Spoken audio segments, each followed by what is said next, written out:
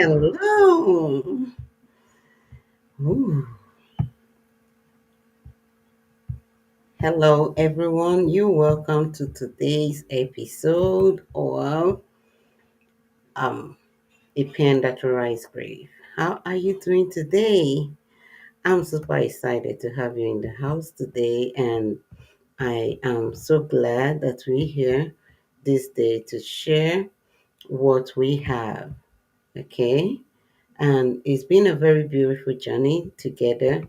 And I'm so glad that we all are here to talk about what we've been talking about since this day three. And very happy because I've been getting a lot of positive responses and it keeps me going. So, how are you doing today? How are you doing today? I hope you're good. I hope everything is working well with you. I hope you're doing so great.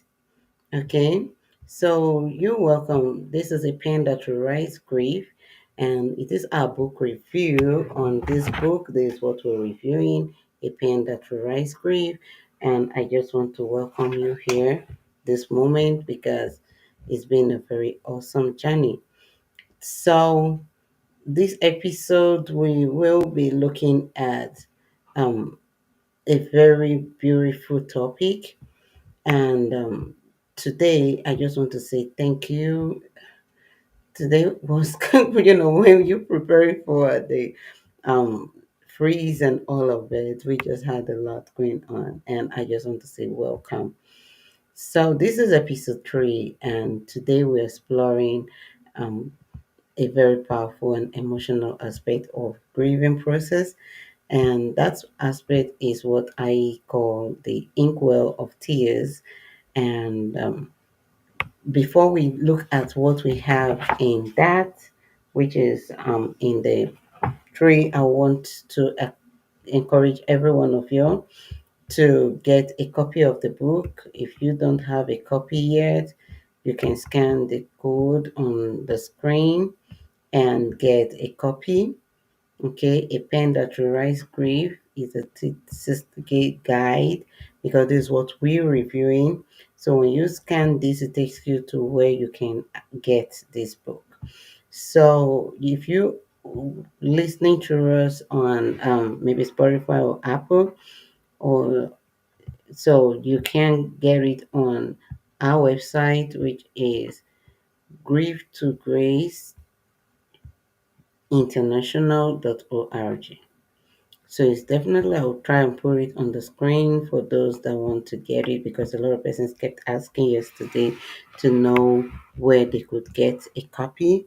And so grief to grace international.org is where you can get it.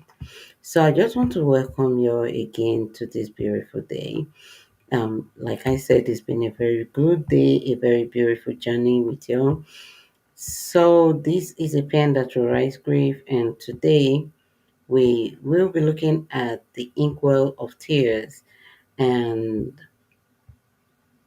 just so much that goes with that. Okay, but I know that as we keep exploring it, is going to help you in your journey. Okay, so we discussed acknowledging grief yesterday in the episode 2, and we talked about the courage it takes to sit with your emotions, right? We talked about the courage it takes to sit with your emotions. And if you missed that episode, I'll encourage you to go back and listen to it because it was really a very interesting one, and it was kind of long though, but it's something that was really worth it. So I encourage you all to listen because yesterday we got a lot of people who were live with us, especially on TikTok. So I could encourage you to listen to it. It sets the foundation for today's conversation and it sets the tone of what we are looking at today. So to like we talked about a lot. We talked about um what we what you needed to do yesterday, and we said that you could go back, and we gave you some activities that you needed to do, being able to define your grief, to know what your grief was all about. So have you been able to define your grief? Okay, so were you able to do that? If you've been able to do that, then we can now move on to the next one, which is where we are going today. So, like we keep saying, grief can feel like very overwhelming. Okay, it can feel so overwhelming that sometimes we don't really know what we are doing, we don't know how to navigate it. But if you, and whatever kind of grief you're going through right now, just know that it's not something that any other person have not gone through before. So it is, but everyone's grief is different. So know that your own grief is different from mine, and that is why you will not compare your grief with any other person's grief. You will not compare the way you're mourning, the way you're grieving with any other person's. So you just need to learn to take it like it one day at a time. Because grief, like I said, can feel like an overwhelming storm, but tears are one of the ways our souls begin to heal. So I always encourage people to cry if you can, because it will help you to heal and take away most of those emotions that you have within. So today we will be embracing the idea that our tears are not a sign of weakness, but of strength and transformation, right? So we'll invite the audience, every one of you, to participate as we go through this journey together. And I'll also encourage every one of you, if you've not gotten our book, then you go get it. A pen that will rise grief is on the screen right now. So you can get a copy of it. You can scan the copy, the code, and you can get it on Amazon. You can get it on our website.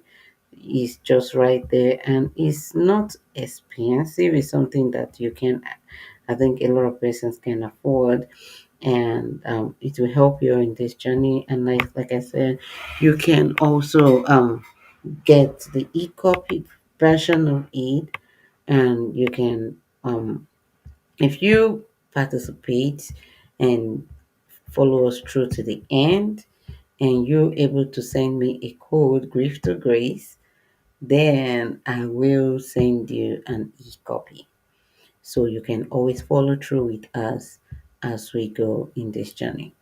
So where are you in your grief journey? How are you doing today? If you know what where you are, like we said, we should be able to write it down and do those exercises. Did we do the exercises?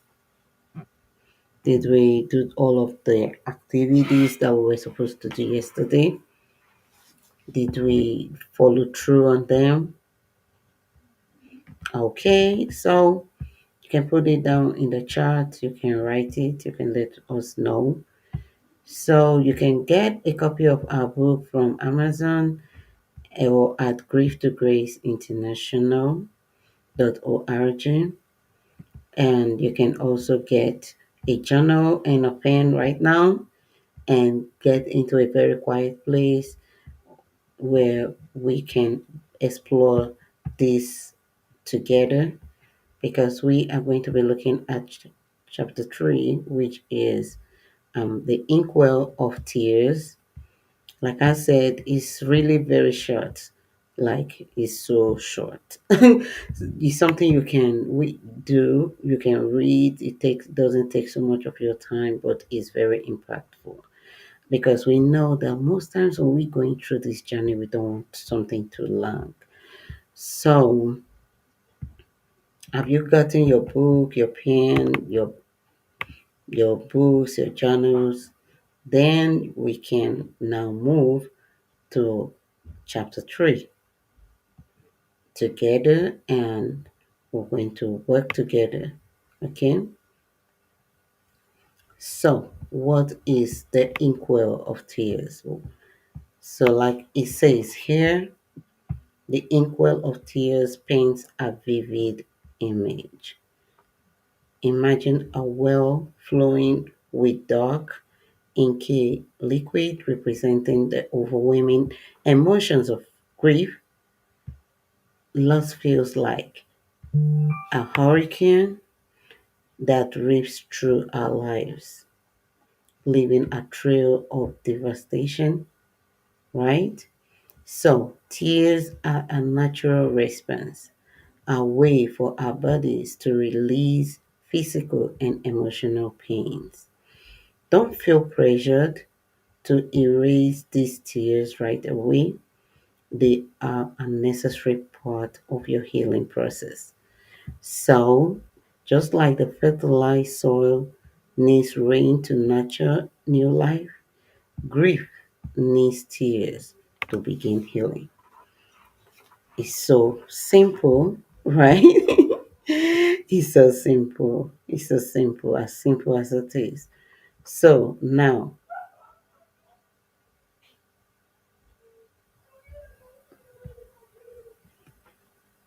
we've read that, and it says that you should imagine a well that is flowing with dark, inky liquid. So each of these tears that we shed comes from this well and is representing the overwhelming emotions of loss, right? So the tears are our body's way of what? Releasing weight. So when we're looking at all of this, we can imagine it from the way it is.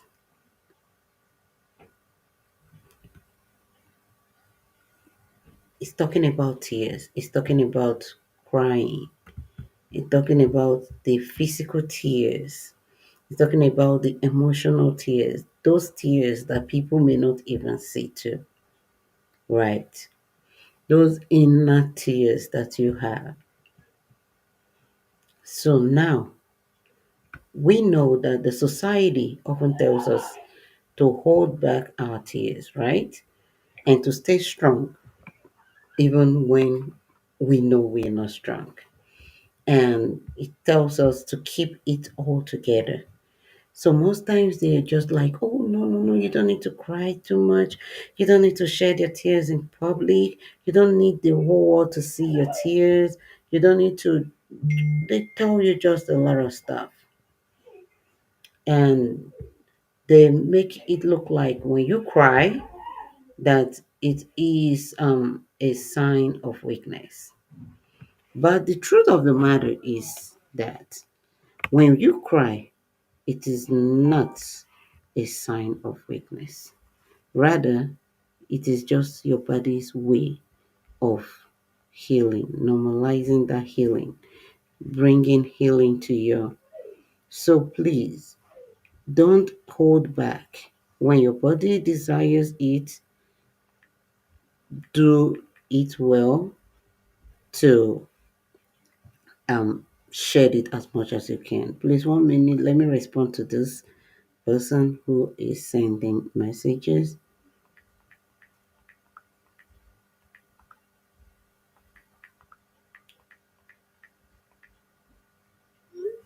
Okay, so now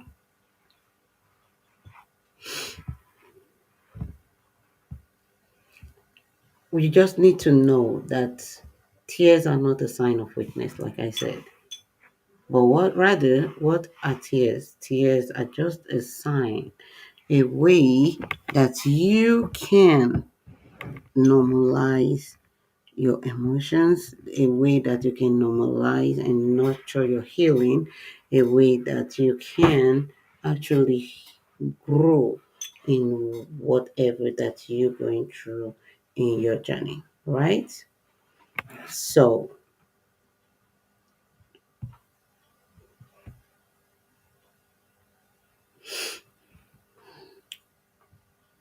don't hold back on your tears.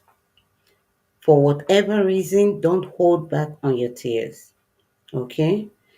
When people come to you and they tell you, stop crying, hold on, don't stay strong, tell them I'm strong. Tears are not a sign of weakness. It is part and a necessary part of my healing. Just as the rain nurtures the earth, so also our tears nurtures our emotional being. So we need to understand this fact and we need to grow with it.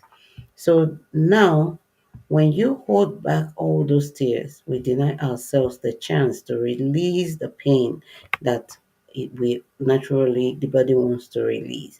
But when we let them flow, what happens? We create space for healing, for renewal, and for growth. So I don't know what you are doing right now or what you have right now, but I just want you to engage in this, which we're doing. I just want you to think about your own grief. What emotions come up for you? Is it sadness? Is it anger? Right? Is it loneliness? What is that emotions that comes up for you all the time when you think about your grief? So I want you to reflect on it. I want you to think about it. I want you to write it down in your journal. I want you to be able to say, okay, yes, this is what emotions that comes with my tears. It comes with sadness, it comes with anger, it comes with loneliness, you know. Notice where you feel these emotions in your body. Maybe it's a tightness in your chest or an ache in your throat or a knot in your stomach or just something that maybe you can't breathe or you just so much. So now you need to pay attention to those sensations without judgment and pay so much attention to them. Hold it and take a deep breath right now. It will help you in this journey. Okay? So, have you done that? If you've done that, I just want you to understand something. How do you feel? Do you feel good after that? Great. So, now, do you know that these emotional tears contain stress hormones and toxins? Do you know that? Do you know that emotional tears contains some stress hormones and toxins, and crying is our body's natural way of detoxifying the um and reducing stress. Do you know that? It is not just emotional relief, it is also a physical self-care. So it is something that is necessary in your healing process. So I want you to think of this. Think of tears as an ink in your pen. Just as you need ink to write your story, you know, you need tears to process and rewrite the narrative of your grief. So when you begin to understand it like this, then it will be easy for you to be able to process your grief in a very subtle way. See, I've spoken to so many people who have told me that they feel lighter after allowing themselves to have like a very good cry. You know, I allow people the space to be able to cry, especially when you share your stories and you need to do all of your interventions. It is key that you find space to cry because it's like their bodies, and their heart finally exhale after holding their breath for a long time. So it's necessary in your healing journey. So now you're listening to me. You're listening at this time. When was the last time you let yourself cry? And how did you feel about it? I would really love to hear your story. I would really love to hear your reflections. I want you to share with me how you feel, how you felt when you had to go through all of this. And when you're writing it, like I said, you always use the hashtag rewrite grief, or you send me a voice message, or you send me an email to grief2gracenow@gmail.com. So the next thing we'll be looking at is how to embrace your tears without judgment. So how will you embrace your tears without judgment? So I'll just want to take you through like a very subtle exercise, something very gentle that will not take so much of your energy and your time, but is really very good. So wherever you are, I just want you to stay still. Take a moment to stay still. Close your eyes as if you are in a safe place. So just close your eyes. If you're in a very safe place, close your eyes if you can do so. Now think about your grief and your emotions that is there all the time. So think about the grief, think about the emotions is there all the time. Begin to think about it. So if tears actually come in this process, let them flow. Like we said, tears is an important part of your grieving process. So you need it, allow it to come, allow it to flow as much as it can.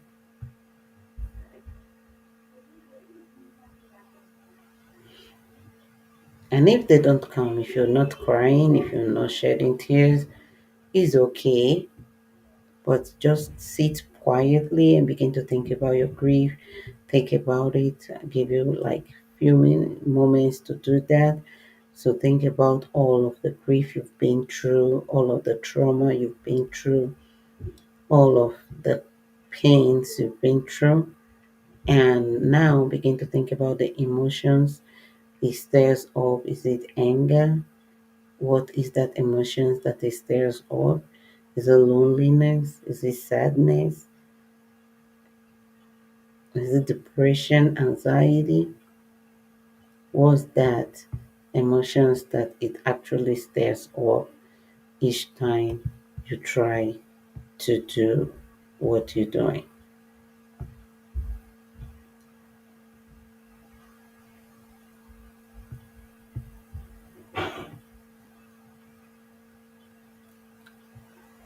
So just keep doing that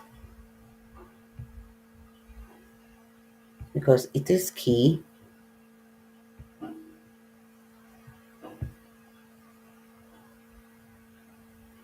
It is very key we learn how to do all these.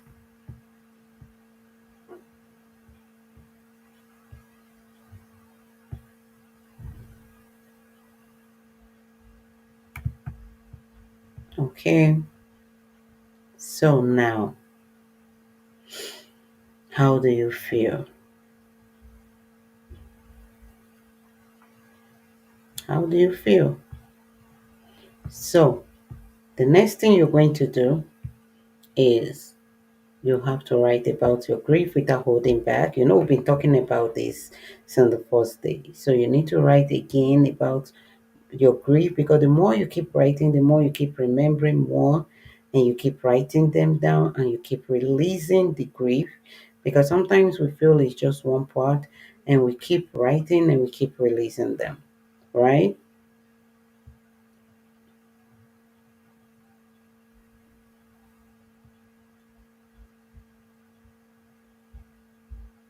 So describe how you feel, what you miss, what you're struggling with, and let your pen flow as freely as your tears.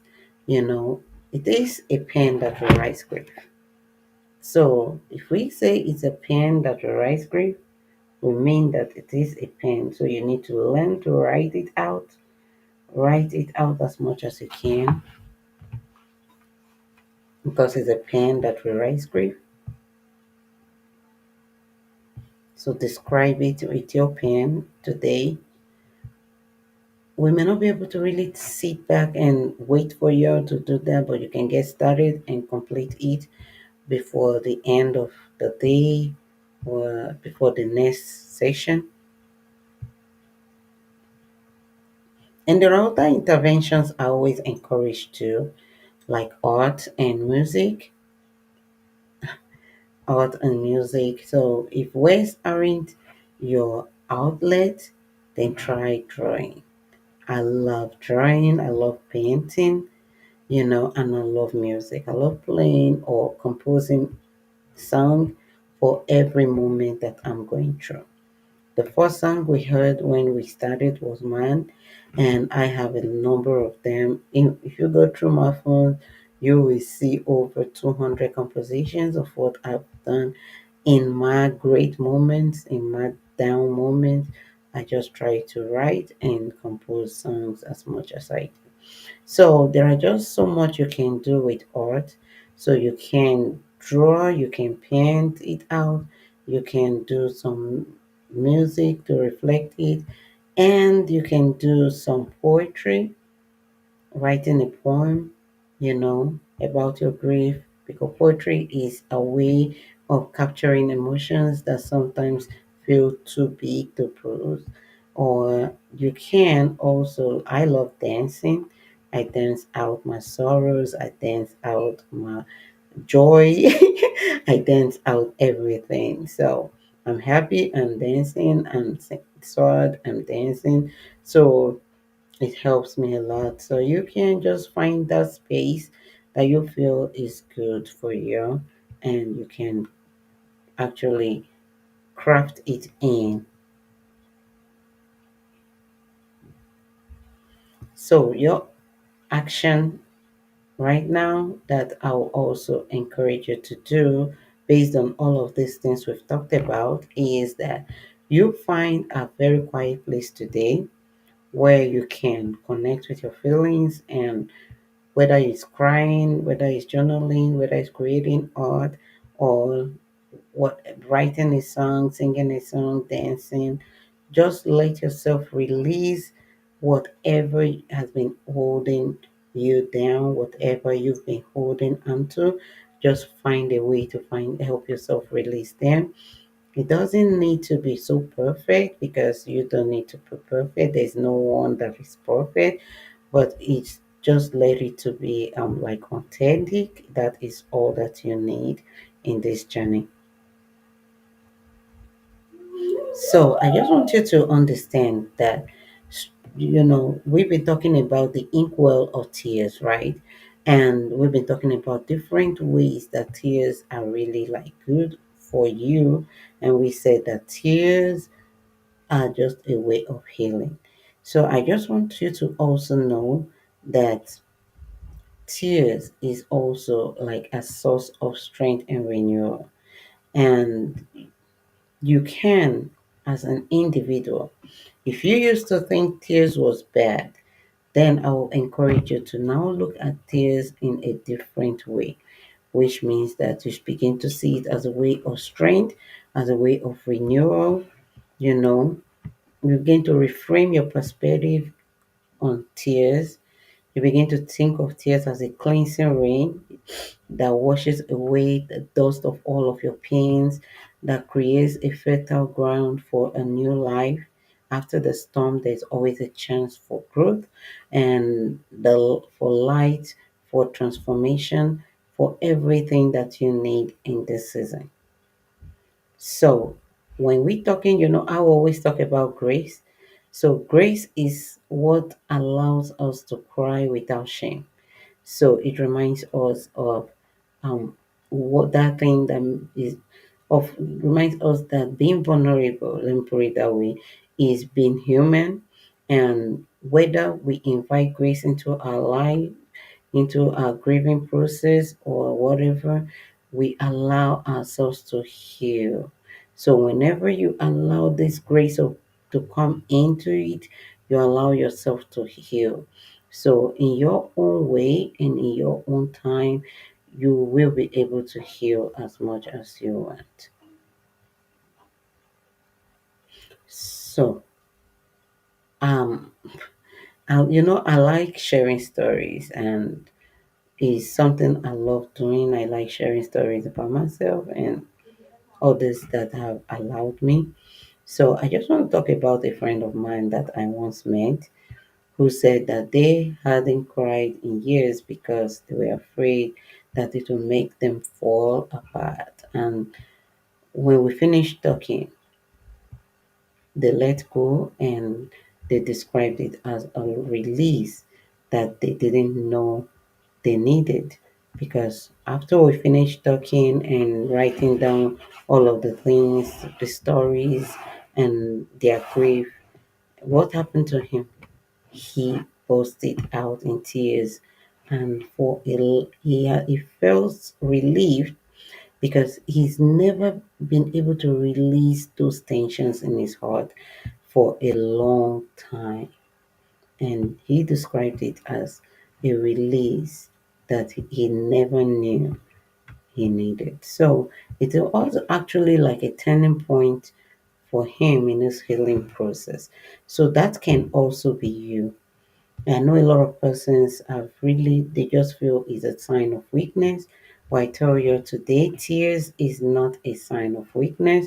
It is actually a sign of healing, like we've said from beginning. And I will not fail to continue to emphasize that. Don't allow people tell you that it is a sign of weakness. When they tell you that, tell them no. Ruth Hepzibah said it is a sign of what? Healing that brings a lot of release. So I just want you in this moment to be still, to do all of these exercises that we've talked about today. Try as much as possible to practice a lot of meditations, meditating on your grief and the emotions that is there. That is all I really want you to do today. I want you to reflect so much. If you go to the book on the chapter 3, the reflection there, it talks about what emotion comes to mind when you think about your grief. So begin to think about your grief and think about the emotions it's there. And if you want to cry, cry.